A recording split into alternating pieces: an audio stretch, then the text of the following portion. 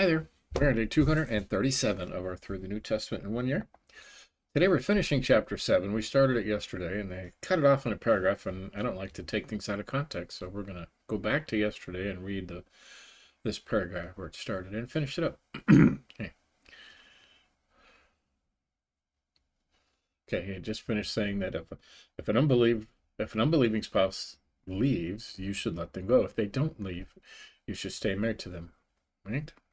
How do you know whether you will save your wife or husband? Okay. However, each one must live his life in the situation the Lord assigned when God called him. Okay. This is what I command you in this is what I command in all the churches. Was anyone already circumcised when he was called? He should not undo his circumcision. Could you do that? Was anyone called while uncircumcised? He should not get circumcised. Circumcision does not matter, or uncircumcision does not matter, but keeping God's commands does. Okay.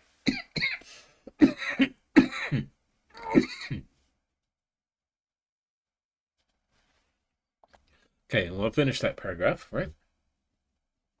Each person should remain in the life situation which he was called, right? Were you called to be a slave? It should not be a concern to you. But if you can become free, by all means, take the opportunity. For he who was called by the Lord as a slave is the Lord's freedman. Likewise, he who was called as a freedman is Christ's slave. Okay? Man who is never a slave, right? You were bought at a price. Do not become slaves of men. Brothers, each person should remain with God in whatever situation he was called. Okay? Don't try to change it. Right? A lot of people do. Hey, about unmarried and widows, about virgins.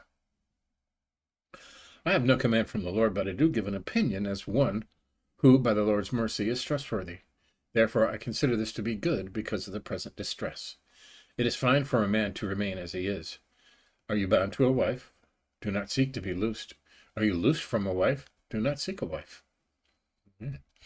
However, if you do get married, you have not sinned, and if a virgin marries, she has not sinned. But such people will have trouble in this life, and I'm trying to spare you. And I say this, brothers, the time is limited, so from now on, those who have wives should be as though they had none. And those who weep as though they did not weep, those who rejoice as though they did not rejoice, those who buy as though they did not possess, and those who use the world as though they did not make full use of it, for this world is in its current form is passing away. Right. That was strange, huh? It's just all one sentence, right? And I say this, brothers, we're going to read that again. The time is limited, so from now on, those who have wives should be as though they had none. Those who weep as though they did not weep. Those who rejoice as though they did not rejoice. Those who buy as though they did not possess. And those who would use the world as though they did not make full use of it. For this world in its current form is passing away.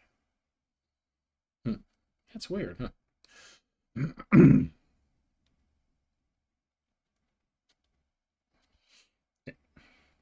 I want you to be without concerns. An unmarried man is concerned about the things of the Lord, how he may please the Lord. But a married man is concerned about the things of the world, how he may please his wife. He should only be concerned about pleasing God. That kind of draws it all together, right?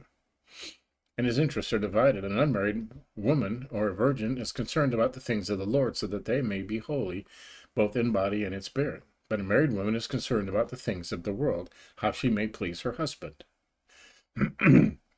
Now, I'm saying this for your own benefit, not to put a restraint on you, but because of what is proper, and so that you may be devoted to the Lord without distraction. Okay? So that means pretend you don't have a wife and love the Lord, right? And the wife will be drawn together. That's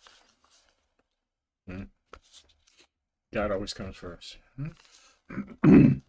But if any man thinks he is acting improperly towards his virgin, if she is past marriageable age, and so it must be, he can do what he wants.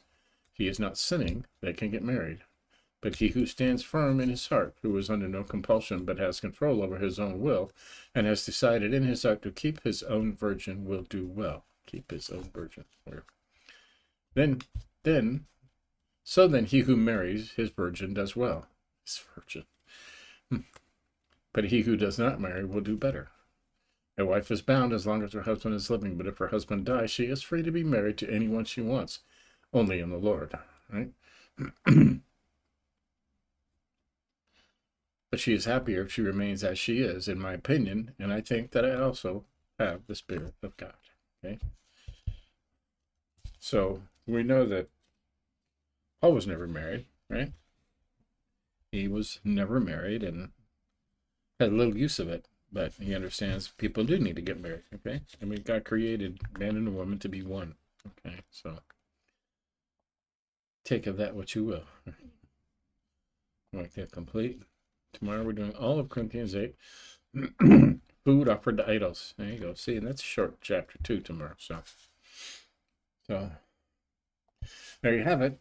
Right? Lots of advice from Paul on marriage and not marriage. And, you know, the most important thing is to be first committed to the Lord. Okay. First and foremost. Okay. Everything else should come second. So there you go. Give us a like if you think about it. Catch up on any you may have missed. We're not too far into Corinthians yet, so we can catch up. And tomorrow we'll do it again. See ya.